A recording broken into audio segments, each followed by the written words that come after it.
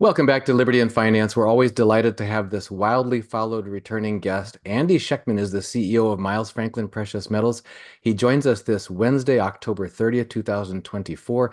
Andy, thanks for coming back for this live market update on Liberty and Finance. Look forward to it always. And, lots going on. I have a feeling that next week's conversation may be a little bit more exciting than this, which is filled with anticipation. But yeah, always good to ride shotgun with you, Dunnigan. Thanks for having me back, brother. Yeah, and I assume that you're referring to the U.S. election, the presidential election coming up next week. Folks, if you haven't voted, make sure you do. And those of you who have, good for you. And it's going to make a big difference, I believe. In addition to that, we've got some other very big things to talk about some evidence that the Fed is losing control over the biggest market in the world. That's the US bond market. We'll talk about why that seems to be the case. We're also going to talk about a warning coming from multiple quarters, most recently from Jim Rickards, and talking about get your money out of the banks now. Why is he saying that?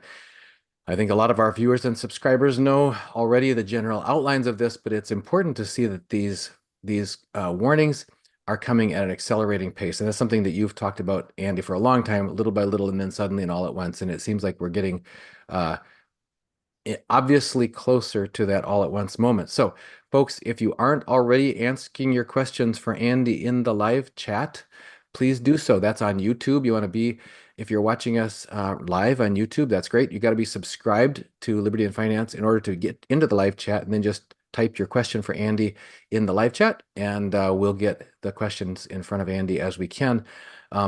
First, Andy, if we could kick off that first point about the Fed losing control.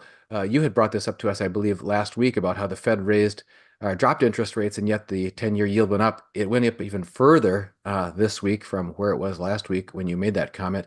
Can you talk to us about why that seems to be indicating that the market, the broad market, is speaking rather than taking the lead from the Fed and their overnight, lending rate actions? Yeah, well, I mean, I think there's a global need for a reliable store of value, Dunnigan, and this is to facilitate trade and to safeguard excess capital. And I think the key is also without counterparty risk. I don't think the bonds can longer fully provide either.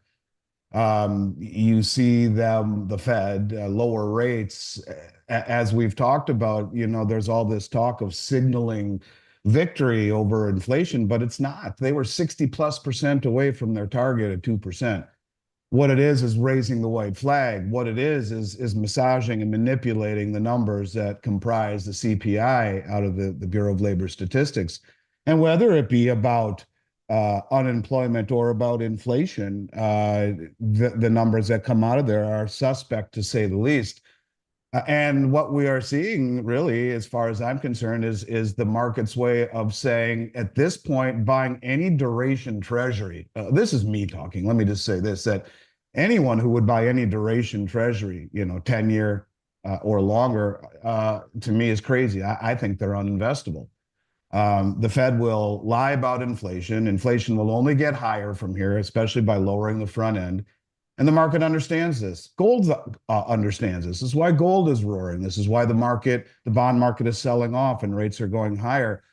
And of course, you can talk about the weaponization of the Treasury market, which only adds fuel to that fire. But this is something that I would expect to see continue. You cannot expect to lower rates, go back to an inflationary policy, especially with asset prices at all-time highs, and not expect there to be consequences on the back end of the curve, where holding at these rates for any duration when inflation will erode and eat away at the purchasing power is insanity. And so I think that's the market saying just that.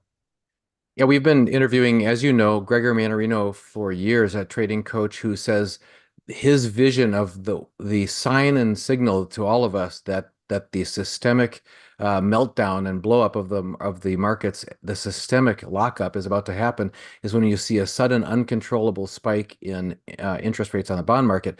We saw that happening. It was overnight a couple of years ago in October timeframe, September, October timeframe, and the overnight rate on the bonds went up to 10%. And that's when the Fed had to step in and do all kinds of extreme measures with liquefying the banks to provide emergency overnight liquidity, et cetera, because the banks didn't even trust each other to lend overnight. As happens, you can imagine in a game of musical chairs when you're just reluctant to leave that chair behind and jump to the next chair. You don't want to have that in between time when you're like the hermit crab between shells, and the banks were not trusting each other with overnight lending back then. So the Fed came in and reliquefied all the plumbing, as they say, of the system.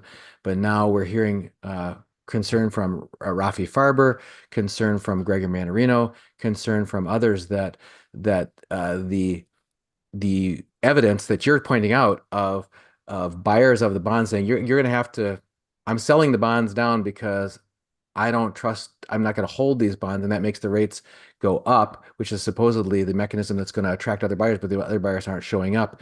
So that kind of an uncontrolled voice of the market saying the rates aren't high enough to take on that, to reward us for the risk we're taking on holding those bonds, is a sign and signal that things aren't as well as we're being told. But it's also a direct impact on the banks that are holding those bonds, because the value of those bonds goes down as the rates go up because the bonds are getting sold off, on companies that are holding bonds, et cetera.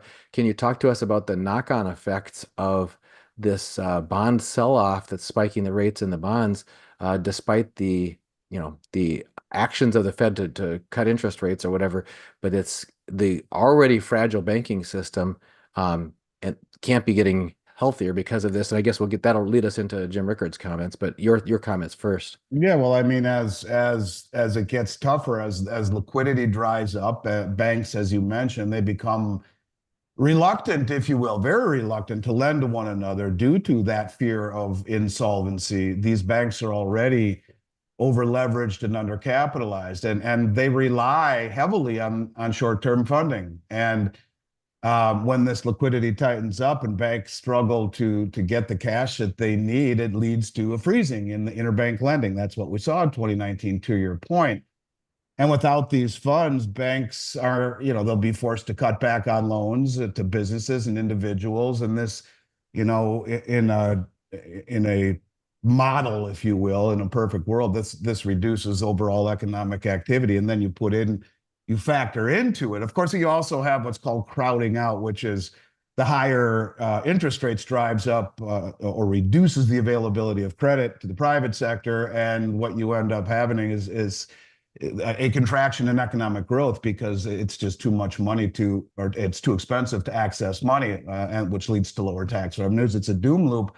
But in particular, this is something that when you add into it already the commercial real estate problems, the loans that are resetting, the majority of all of the loans, the mortgages, the credit cards, the leases, all of this is done off the 10-year. And so you push down the front end, which really doesn't do a whole lot, other than make the short-term treasuries that we've shifted our lending or our borrowing to the short term, makes those a little bit easier. But in terms of what affects the consumer, it's pretty much the 10-year, which is going the other direction. And so you're going to have, as these commercial loans and leases reset in a slowing economy with higher interest rates, a strain on credit, it can lead to a cascade very, very quickly. And then you end up with what happened during the pandemic, where these banks, or the banking crisis rather, where the banks they needed cash, and so they had to sell assets quickly. Those were the treasuries that led to a collapse in the banks, that all of these assets were underwater. They had to be sold at distressed prices. And this is a very, very bad thing. That's when the Federal Reserve came in and injected liquidity to keep the banks from collapsing, these emergency loans like the BTFP, which we've talked about. And ironically, the BTFP expires November 6th, the day after the election. And I think when that happens, adding more fuel to a fire, we can expect to see a tightening of liquidity, of course, for the banks that have been depending on it. And particularly, this really affects the small banks, the regional banks. The regional banks are the ones that hold 70% of the commercial real estate loans. They're the ones that hold 70% of the small business loans. They're the ones that are getting clobbered. And so either the question then becomes, if the BTFP ends, is the Fed going to step in again when we see a strain in the banking system? And I think that's really the $6 million question. You could see a massive exodus, if you will, of deposits moving to the perceived safety of the larger banks. And I think you could see what happened in Lindsay, Oklahoma a week ago happen in spades. And I think that that's something people should really be watching, as the liquidity really is being sucked out of the system. And with the ending of this loan program on the 6th, it's only going to add fuel to that fire. So we have not experienced the end of the banking problems. And this liquidity problem is really this credit issue. It's real and it's not going away. And especially to a over-leveraged, undercapitalized banking system that is about to really experience problems when all of these loans and leases and in particular commercial real estate loans start to and continue to reset over the next several months. Without that injection of cash that the Fed has been doing, I guess we'll have to go back to quantitative easing again, and that just exacerbates the sell-off of the back end of the bond market. You're trapped. In other words, either you let the economy sink into a depression, or you continue to do what everyone has done prior, and that is to inflate the heck out of the currency, which the bond market will sniff out and which gold already is sniffing out. And I think that's why you're seeing these things happen concurrently.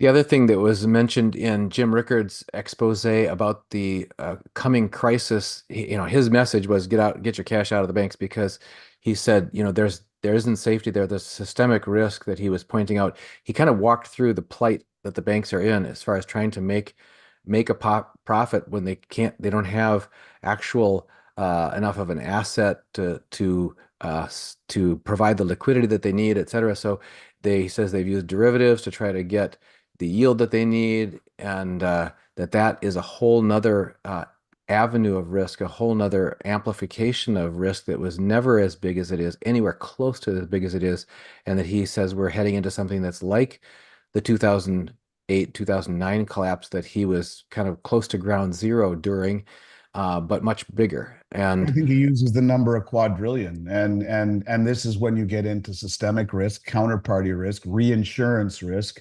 This is why they had to bail out AIG back then, because they are the ones that would sell all the credit default swaps, and the cascading of failures would very quickly blow up the entire system. And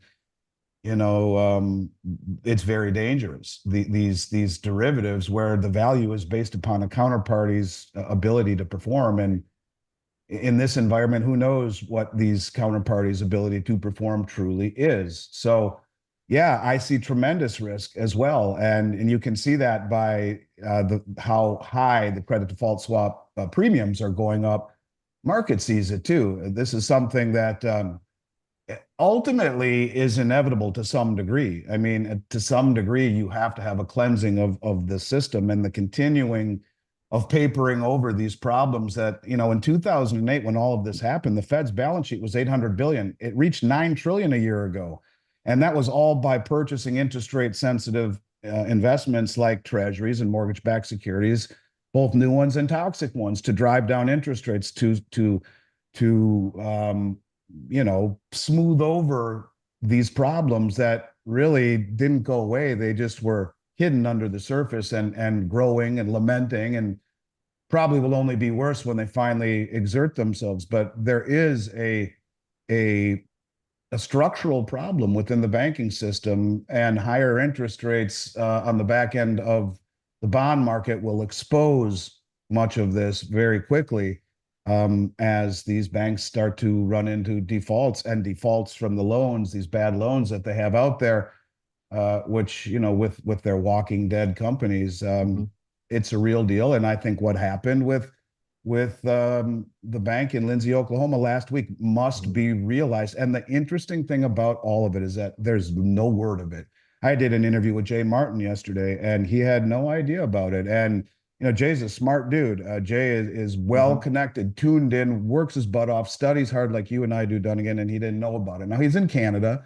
The point of it is that if a guy that's tuned in and plugged in and reading and researching and preparing for people he's interviewing, you would think that he would know. No, Mhm. there is a specific um, plan or whatever you want to call it to not let this information out, but just enough to say we told you so. I would think that this is just the very beginning. You could say it's a slow fuse that was lit in Lindsay, Oklahoma, that we will see much more of as days and weeks go by. And it's very ominous and eerie that it this BTFP ends on the 6th. You want to talk about rug pull? They could pull the rug right out from underneath it.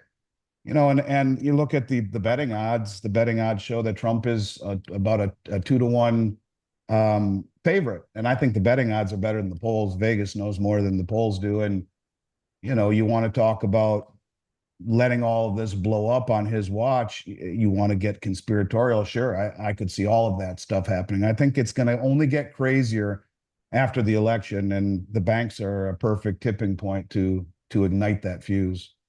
Yeah, we're going to talk about some more craziness in Washington in a little bit here, about stuff that's been going on the past few days there. Meanwhile, just a few comments from viewers from the chat on what we've been talking about so far. A couple of these are just, the first two are just comments, but I think they're astute and worthy of bringing up. John De Liberto says, the U.S. banking system is safe and effective. And Jean-Louis Lalonde says, if bankers don't trust other bankers, then why should we? And that's the right question, Jean-Louis, that we should all be trying to share with the people that we care about too, our loved ones, our family members, neighbors, friends, coworkers, etc.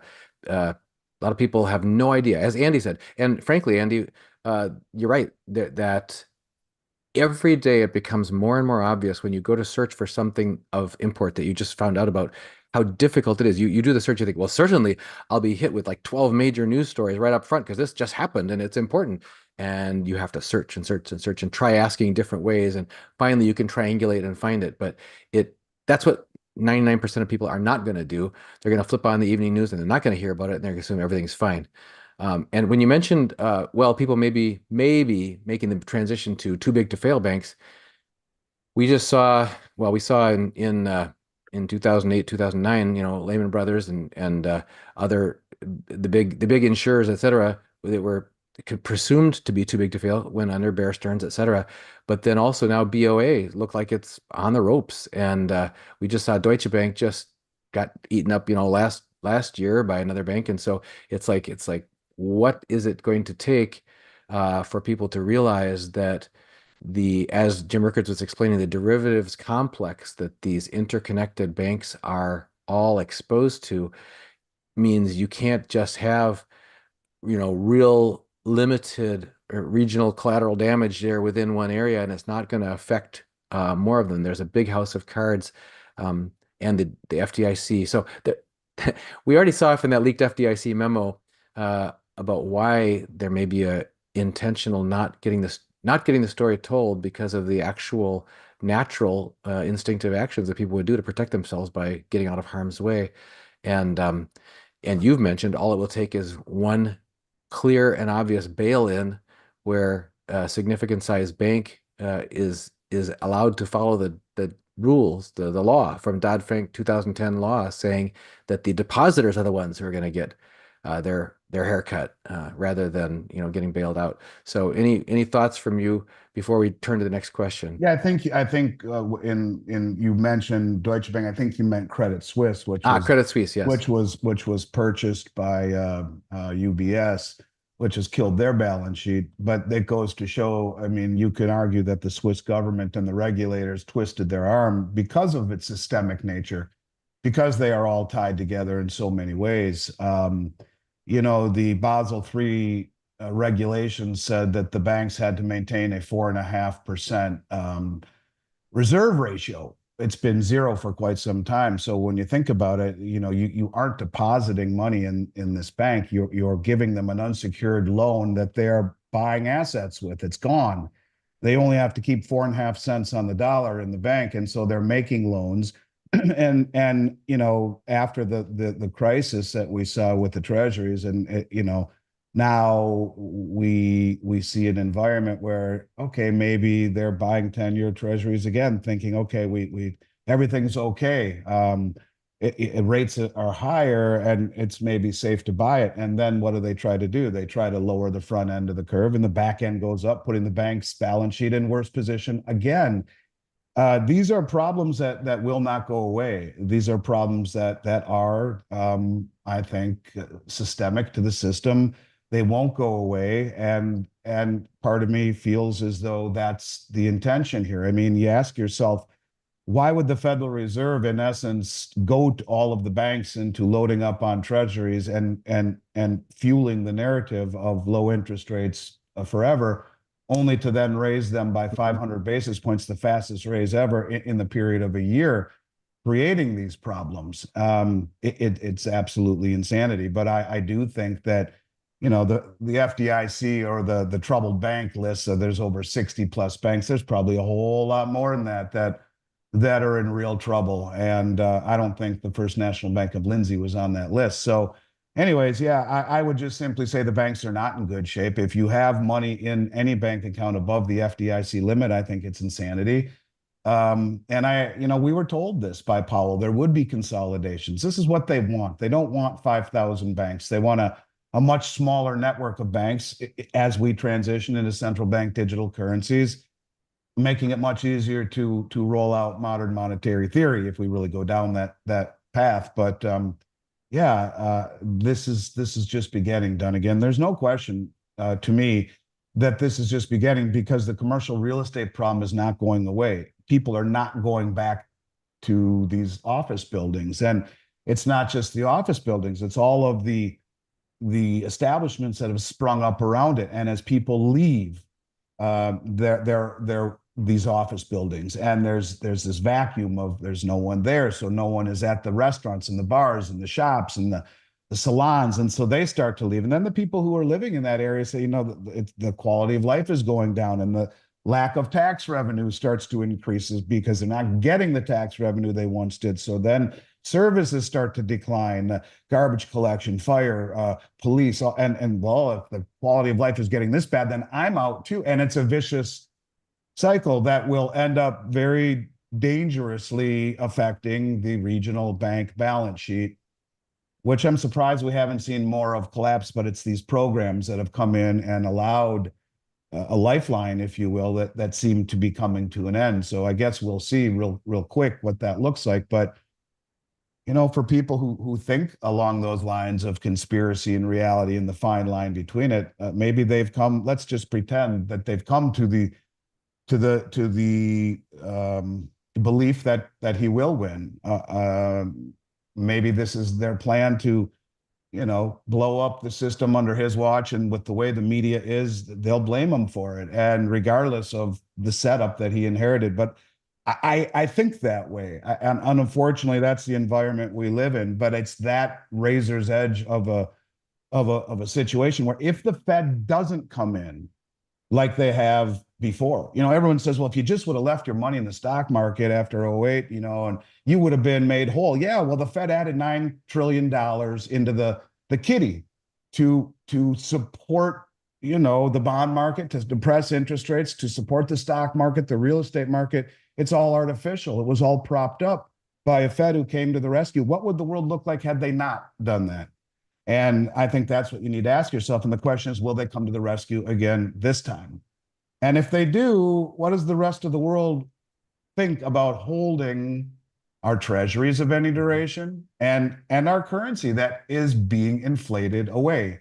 That's the question that has to be asked. So, you get to a point where you're so far in debt and you need the you need, like, let me phrase it this way. We had the second biggest trade deficit in history last month, like 108 billion or something.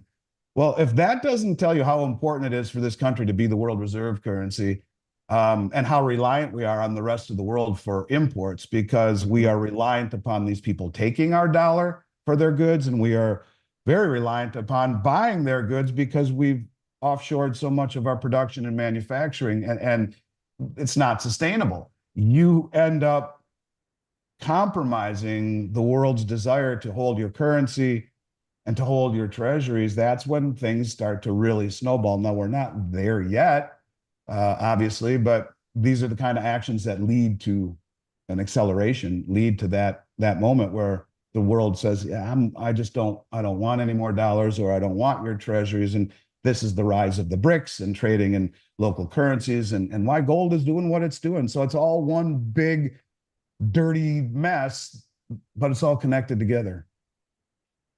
We've got a few related questions to what you were just saying. I'm going to pin a message here. We have Adam Schwartz, who's a got a business in Florida. Sounds like that's doing plumbing, and says anyone who has a small business that believes in precious metals should accept metals as a form of payment. We need to advocate for sound money. I'm going to pin that here. That's great. Replace pin In a message. Put lot that of at the the top. states that is acceptable. I mean, you look at the law on it, and it says, and Florida, I believe, has it in front of their legislature, but it says you can't, in the states that have already passed legal tender laws, it says you can't make a person or a shop take your gold or silver, but if they agree to it, it's perfectly legal. So yeah, if he lives anywhere near southern Florida, Boca Raton, I come on, come do my plumbing. I'll pay you in gold and silver. I think it's great.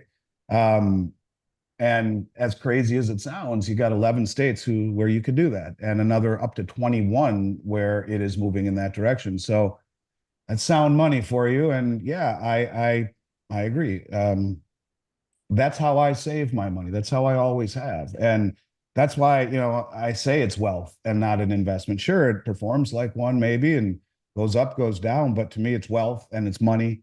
Um, and I don't think there's anything wrong with people holding it that way and looking at it as their wealth and as their money. Now, it's not something you want to hold for daily liquidity, but it certainly is better than leaving your money in the bank in a system that, as we're talking about, is teetering on the brink of solvency in some cases, and worse in others.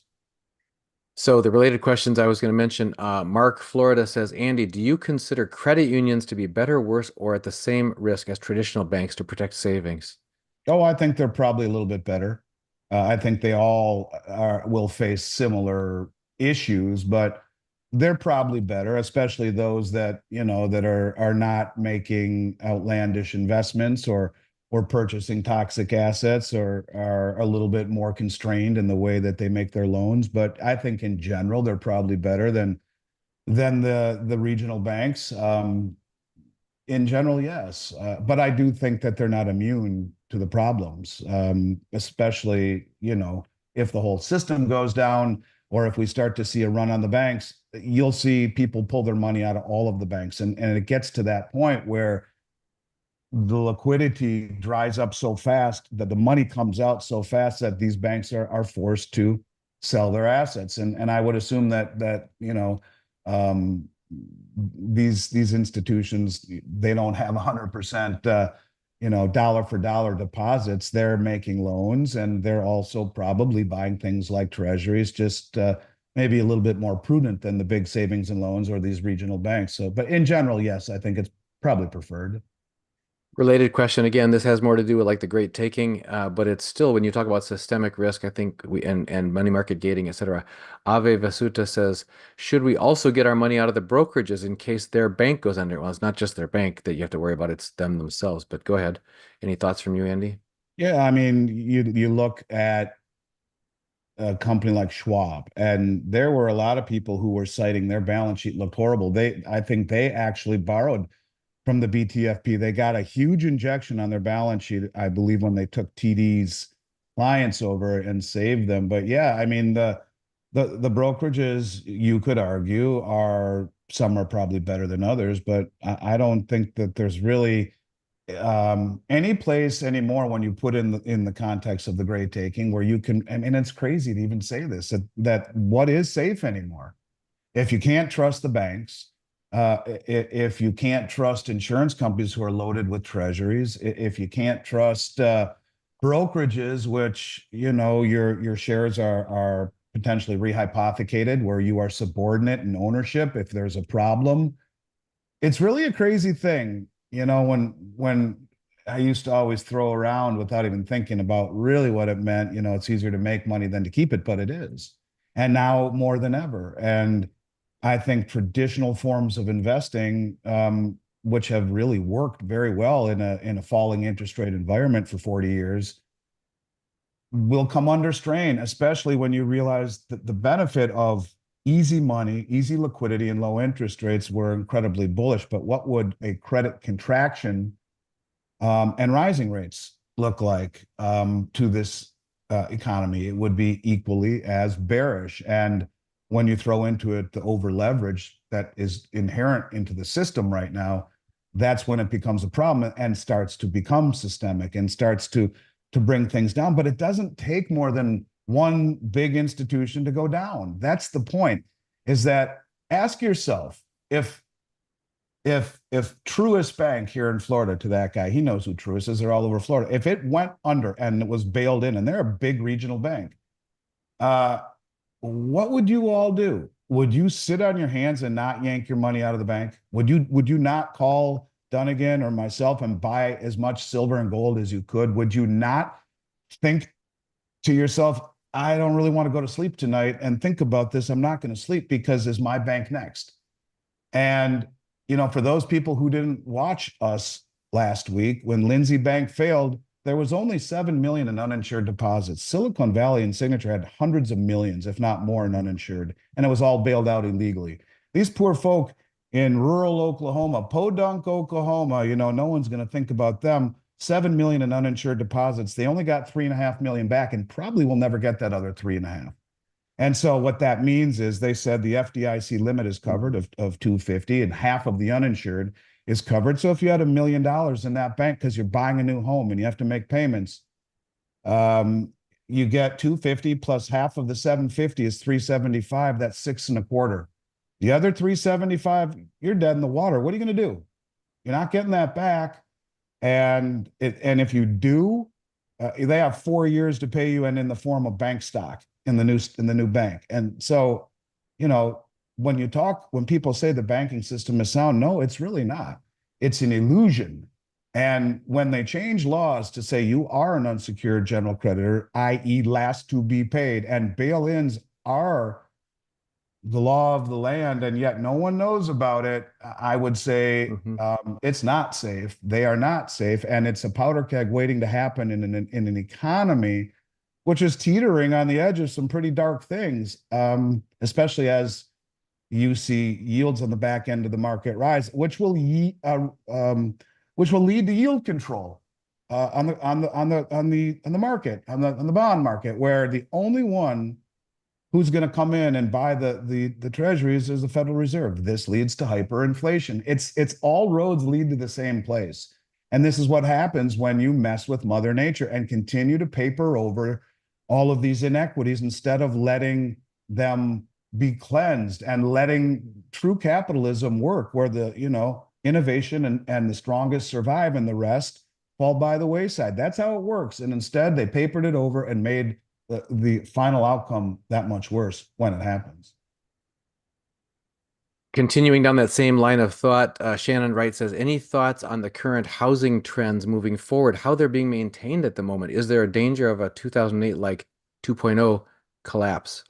For sure. I mean, the reason the housing prices are staying so high is because you can't take your mortgage with you. And the majority of all the mortgages in the United States are 3-4%. Everyone refinanced and capitalized on that. And if your house prices have gone up unrealistically because of the rates that you paid, and now they're at 7% as the 10 years gone up, what is your house worth at 7% versus 3%? So if you try to sell and even move laterally or downsize, the cost of money is too expensive to to move into something that you'll like. So people are staying, and a 3 or 4% mortgage is great unless you lose the ability to service it. You lose your job, as an example. That is, to me, a a market that will stay sticky for a little while. But if you see more issues with commercial real estate, which is indicative of people losing their jobs, small businesses failing, whatnot, yeah, that could then spill over into the residential market. But the bottom line is the cost of money is too expensive for people to sell their homes at what they believe it's worth or what they paid, because the cost of money is twice what it was 2, 3 years ago, and that's a big deal. They were higher, but if the 10-year keeps going higher, which is what the mortgage rates are based off of, and you see rates go to 8, 9, 10%, what does it look like? And that's something people need to think about and consider. If not, and the Fed is the one buying the back end of the market to keep rates down, which creates hyperinflation, which ultimately leads to higher rates. So this is a problem. I don't know how the heck you get out of it without, this is why people talk about a reset, because there really isn't much of a way out without either going through a depression, cut spending immediately, cut defense, cut entitlements permanently, full stop, uh, and deal with the Great Depression 2.0 meets the printing press, and deal with the pain for a few years, or you continue to paper it over until the whole thing blows up. And that's why, what's his name? The father of Austrian economics, Ludwig von Mises. Mises, said, Yeah.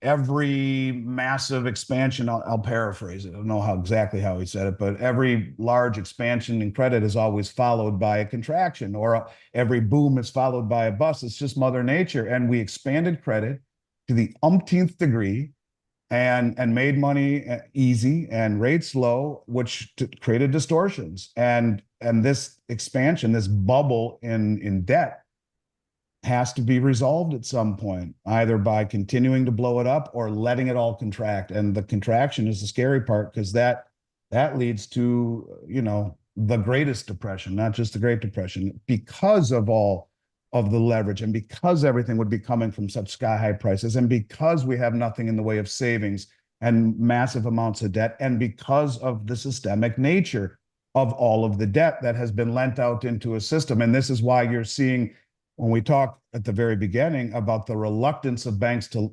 lend with one another, well, that's how it starts. There's just too much of this excess and this fear and the potential to damage your balance sheet. If you're a bank, they'd rather just park the money with the Fed. And all of this money that's been created, that's been given to the banks, it's weird, because at the same time, the Fed is just paying them enough monies to where they don't want to lend it out into this economy, so they give it to the Fed. It's a weird environment right now, Dunnigan, and that's part of the reason why you hear people say there's a shortage of dollars, because all that money that was printed is holed up in reserve accounts at the Fed right now. It's very strange, but we haven't seen the end of the problems. In fact, I think they're just beginning, and probably right after the election. And we have a related question here from Cindy Dreyer-Sweely. This is back to your comment earlier. She just said, I don't think people even know about gold and silver. Most people, if the banks go down, they won't even know what to do. That's why we've been doing what we've been doing for the past how many years together with this weekly market update, trying to get out. And that's why you've been, podcasting. How many podcasts per week? 20, 15 to 20. I Yeah, mean, yeah, and it's weird how few people truly do know about it. It's weird, the shadow that is cast, the negative shadow, and with it performing the way that it has. I read a statistic. I had to put my glasses on to see this because I'm too blind to see things up close. But I read a statistic the other day. If I can find it, I think I can. It's worth repeating. And it has to do with the very, very small amount of metal or gold that anyone in finance has. So why don't you find another question, and I'll keep looking for this, because sure, it's worth talking about. sure. No problem. We have Cheap Laugh Kennedy says, with all debts mathematically impossible to repay, and I assume that means based on that all the currencies of the world right now are fiat currencies. All those fiat currencies are borrowed into existence with interest due on them. Therefore, you try to pay them off, you can't because there isn't enough currency. So you need more currency to pay them off, et cetera. And that's a exponential growth problem. Does that not make the currency worthless, or is endless debt an asset? Well, um, it creates it creates a big problem. I mean, it's not it is an asset on someone else's balance sheet unless, and this is the whole concept of counterparty risk and the concept of the risk with derivatives. It is an asset unless the other party cannot perform, and then it becomes a liability very quickly. So the concept of holding debt as an asset, I don't think is something that has a massive historical footprint. But when you over lever the debt the way that we have, and this debt that's very interest rate sensitive, and then rates start to go higher and the economy starts to slow, the maintaining of debt becomes very big deal. And if the debt isn't able to be serviced, and this is the whole concept of credit default swaps, where if you're trading with another partner who you don't quite trust, you take out an insurance policy against them and their ability to pay, and the insurance company's like, well, that's big money, let's do it, and then boom, it blows up, and then real quick the whole thing starts to spin out of control. So it's a problem. It's a problem that has to be dealt with, and this debt problem, it can't really be paid back. So the ironic thing about it is that most of it is owed to the American people, Medicare, Medicaid, Social Security, the government and military pensions. And so much of the money that's gone into treasuries has, as the foreigners have been selling them, we've been buying them chasing yield. So if you really want to get into the weeds and talk about resetting the system, we're resetting predominantly upon the American people. Only about 7 trillion is owed. That's a lot to the rest of the world, but to the American people, it's the majority. And what I was looking for earlier, by the way, this is a Bank of America survey showed that 71% of financial advisors had a 0 to 1% allocation to gold. This was at the end of 2023. While only 27% had a 1 to 5% exposure, shockingly, just 2% of advisors reported a 5 to 10% allocation. And this is why we're nowhere near the top in this bull market, as the American participation in the face of positive real yields, if you believe the BLS and the BLS and the CPI, positive real yield, strong dollar, no American participation, nothing in terms of institutional money, and it still goes higher. And that's because of the central banks. They're the most well-informed traders in the world, and Wall Street will catch on. We're beginning to see it. Paul Tudor Jones making comments, big comments about it. And what's his name? The other guy that was Druckenmiller talking about it. Now, Tudor Jones says all roads lead to inflation. I'm long gold. I'm long Bitcoin. And Druckenmiller, something to the extent of, you don't know gold, you don't know economics. You're beginning to see the big money talk about it. There's a long way to go in the gold market too, but it's very interesting when we look at the 10-year yield, which rose to 4.25% the other day, which is up 60 basis points from the day that the Fed rate cut, went down by 50 basis points. So it's a big deal to see the 10-year moving the other direction.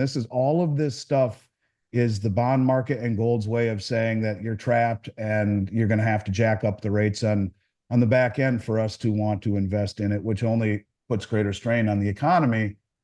That's why we're trapped. I don't know what the right answer is. Then again, either you just let it all blow up, or you paper it over until it blows up. It's a sad statement, but I don't know what the final outcome is, or how you get out of this without massive production, increasing your GDP. And we're a long ways away from that. We'd have to onshore all of our manufacturing, train everyone how to do it, and become efficient in it. And that's going to take some time. So any way you look at it, there's some pain that we're going to have to go through in order to get through to the other side. Yep. Question here from Donald Robinson. Your perspectives on capital gains taxation on precious metals at 28% at the collectibles rate when profits are only nominal and not real increases in purchasing value. Well, you can take that up with the IRS, unfortunately. You know, their Representative Mooney has talked about removing tax on precious metals when you sell it, and I don't know if he's talking only about American coins. He might be the legal tender coins, but yeah, it sucks. And but you know, it's better than losing. But yeah, there's no way around that, unfortunately. And while it makes great sense, um, you know, and this is why some of the states have stopped charging state capital gains tax or state tax when you sell precious metals because they realize that. So maybe it migrates to the federal level, I hope, but until it does, there's not a lot you can do about it. And it is the 28% collectible rate, which, by the way, even if you're in GLD and SLV, the paper derivative ETF, where you can never take possession, it's the same tax rate, believe it or not. We wanted to give a chance for those who may have to be checking out here near the end of the hour to know about the weekly specials here. I'm going to download those quick so we can talk about them. It sounds like we've got 3 here, and I'll get those up in just a minute. But meanwhile, wanted to give you a chance to respond to another question that was asked about was the BRICS meeting, did any of the anticipated discussions about any new trade settlement currency or gold backing or anything come out that we know of? Well, what happened is right out of a James Bond movie, as far as I'm concerned. It's like espionage. And I say that kind of tongue in cheek, but kind of not tongue in cheek. And yeah, okay, look, there were some things that came out of it. They wanted to show cooperation. They made a big deal about Moody and Xi meeting on the sideline, or Xi Jinping meeting on the sideline, and coming to an agreement on patrolling of the border and resolution and unity and peace and you know, kumbaya. The same thing with Iran and Saudi Arabia, Sunni Shiite, who last year China brokered a peace deal. They had talked about building embassies. They've hated each other forever. And now they're going to do joint naval drills together. They wanted to show that they have their act together. They talked a lot about they wanted a new Bretton Woods system, but they talked about integration into the Western system, which was kind of shocking. The WHO, the IMF, the BIS, all of these things, they're showing, they really wanted to show the world that it was about cooperation and not about coercion, and that they were finding peace and strength through unity. They talked about BRICS Clear, which I'll talk about in a brief way, which is basically a platform that will allow countries to trade with one another. So let me use this tube of Silver Eagles and this golf ball as an example. So I'm one country, I'm China, and you're Russia or India, and I trade you my coins for the golf ball. And we do this back and forth with all sorts of commodities. And then the commercial banks have this ledger, BRICS Clear, and every month or every quarter, it won't be instantly, they'll settle out the net differences, not the gross. So you don't have to keep converting currencies and go back and forth. The banks will keep track on the ledger, which is free from SWIFT system interruptions, the net settlement number. So if I end up owing you, the difference is, you know, 5,000 yuan, then that's what I'll get paid. And if at the end of the month or the quarter, I don't want the currency risk, the exchange rate risk, or I just have a balance of payment problem where I have too much of one currency, I'll buy gold. Now, that's what James Rickards is saying. It's a de facto gold standard without the fixed peg that they will take all of their excess after they trade with one another and balance out the net, not the gross, just the net, whatever is left over, and they'll put it in gold, and that will act as their stabilization, if you will. They talked about that. I'll talk in a minute about why they went down this way. They talked about BRICS pay, which is B2B or consumer to the business. Any BRICS country you're in, it's an app or a credit card, and you don't have to exchange. You can just buy seamlessly with the BRICS pay. So they're expanding not only their cooperation with the members, they are dealing with the ability to trade commodities and to trade things over BRICS Clear, securities, all sorts of things. And they're talking about BRICS Pay. Now, I want to bring something up that is really gross. And it probably only crystallizes 1,000,000% the way that these countries look at the West. So, I did an interview with Michelle McCory from Kitco a couple weeks ago, and she said something to me that in the back of my mind, I always kind of saw it there and just glossed over it. And it always was kind of like blaring, and I would just go past it. And I should have thought about it more. And I said, Michelle, there was a meeting in Novigrad that coincided with the G7 meeting, and the Saudis turned down the invitation to Italy to the G7, and they went to Novigrad, where Dilma Rousseff, the former president of Brazil, the head of the New Development Bank, said, yeah, we've agreed in principle to this new settlement, not unified currency, but a settlement currency called the unit. And it will be 40% gold backed and 60% basket of currencies, but it will trade over Project Enbridge. So as I'm talking to Michelle about this, I say, Project Enbridge was designed by China, Hong Kong, Thailand, and UAE, and backed by the Bank of International Settlements Innovation Hub. And Saudi Arabia just became the 5th full member on a platform where we've been told they're going to trade energy free from the SWIFT intervention or interruptions, and the dollar is not compatible with it. It's a big deal that Saudi Arabia signed up to it. And she said to me, well, Andy, isn't the BIS a Western institution? And I've always, in my mind, saw that. Ding, ding, ding, ding, ding, ding, ding, ding, ding. Like, yeah, maybe I really ought to pay attention to that. And I thought, well, maybe it was the way for the realization that these players, these very, very high up bankers, would pull the strings on a common technology. That would be Project Cedar and Project Agora in the West versus Project Enbridge in the East. And they oversee all of it instead of a one world currency, a one world system. Maybe that's it, I thought. Well, let me tell you, for those who haven't heard just how gross this really is, what happened. So, Enbridge has been operational now for almost a year, and they were ready to roll this out. And we may not have heard at this meeting. It wasn't on the agenda. Maybe it was or it wasn't. But what I'm about to tell you is probably why it wasn't. And I find it to be disgusting unless I'm missing something. You can tell me what you think, Dunnigan. But so you have a nincompoop from the State Department who comes out and says any alternative to this the other day. And this is because we had a meeting. And that meeting was just the other day in Washington. And it was the Bank of International Settlements and the International Monetary Fund and the World Bank met in Washington. And you have this guy from the State Department. He comes out, and the hubris of this dude to say alternatives to the SWIFT system and the undermining of the dollar's role threaten global democracy. Well, that's something that I think is rather rich to say. Okay, so he says that, but then you have this guy named Augustus Carstens, and he looks like Augustus from Willy Wonka, only grown up. It doesn't look like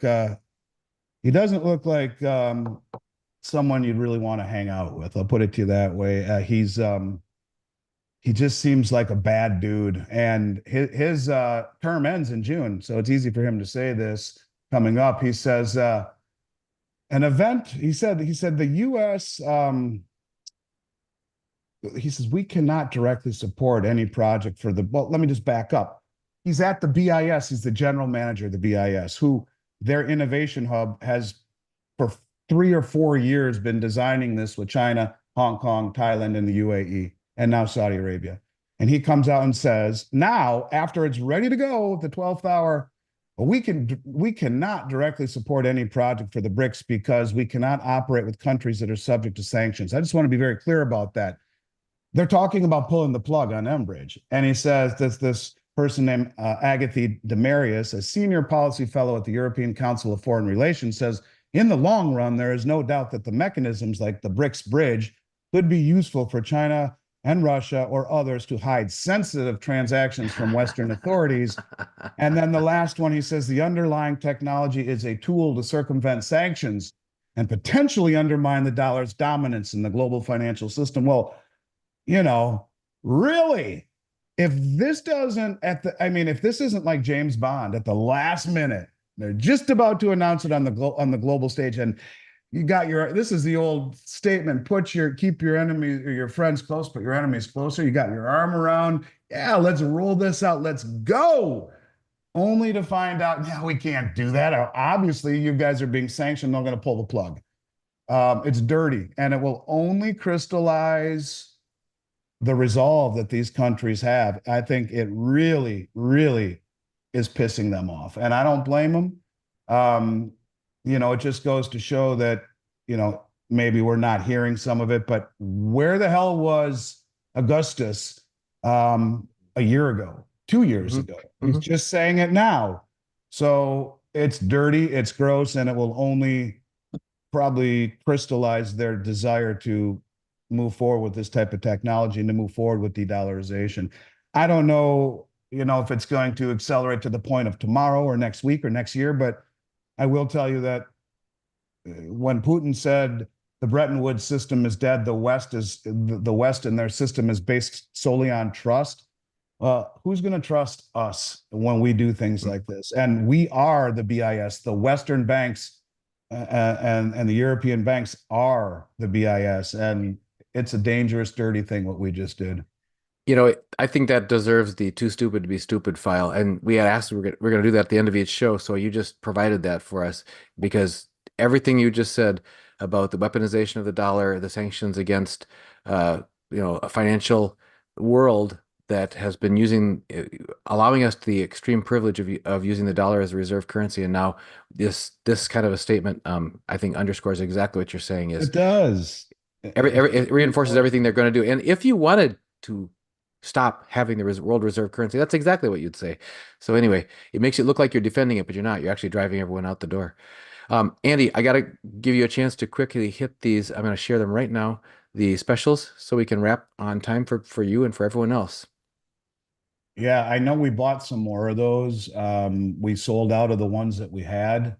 Um, Look, fractional coins, I love them. And if you can get them at a good price, if I had my choice, I would own nothing but fractionals.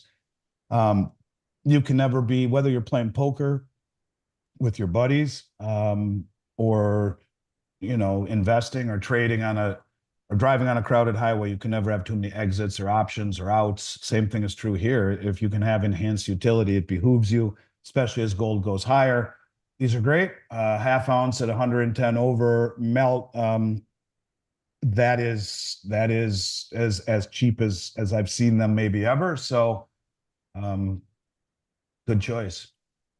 And we also have the continuation of the 1 ounce silver Britannias at 299 over spot. A very impressive low premium on those. Yeah, and I'll tell you, man, all of a sudden, I don't know if you've noticed this, but it's getting harder to find coins like this, and this is when it may not be a substantive thing or a long-lasting thing, but it's again, we're getting to the end of the year, the mints transition to the next year.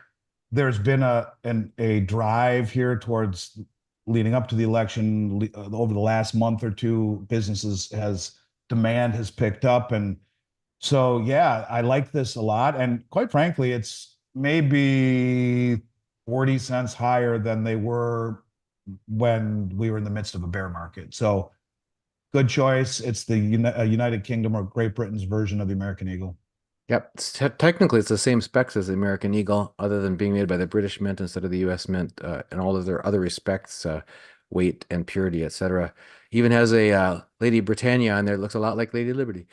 So, uh, thanks for those. And as always, thank you everyone for being here as part of this live stream. It's been a new tradition with us. We'd like to keep it going as much as we can. We won't always be able to do it live, but we like to do it whenever we can. We really appreciate your questions tonight, everybody. Make sure you try to share this video with as many people as you can. Make sure you like it and subscribe if you're not already a subscriber. And make sure you're on our free emailing list at libertyandfinance.com. Just put your email address in there, click submit, make sure you confirm. You'll get one email in your inbox per day with our latest interviews and the weekly specials. You won't miss a thing. And Andy, you missed about 100 comments in the chat that said, Andy's the greatest. Andy's our I love guy. everyone for saying Andy's a that, time man. traveler because he brings us the stuff from the future and we get to see it now. And so thank you for being here You with know us. what?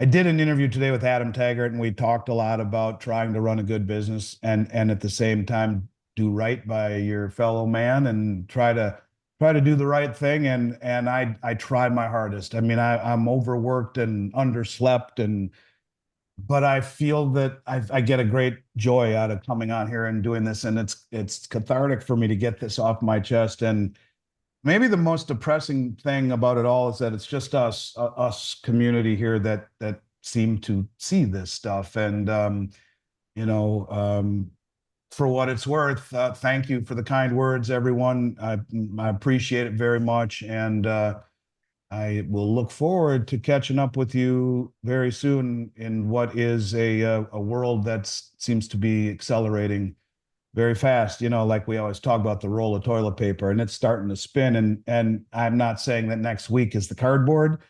It's not, but it certainly is something to focus on. We've all been focusing on it. And what does the world look like after? And that's what I'm kind of concerned about. So we've had a lot to talk about up till this point, and I think we'll have even more to talk about after. And it's always a pleasure to ride shotgun with you, Dunnigan. Thank you for having me, and thank you for the kind words, everyone. I hope everyone has a great evening. I'm going to go unplug my brain and maybe even have a beer or two and watch the World Series. I hope everyone else has a great night. Thank you all for being here. Thank you, Andy. Take care. See you, my man. Take care.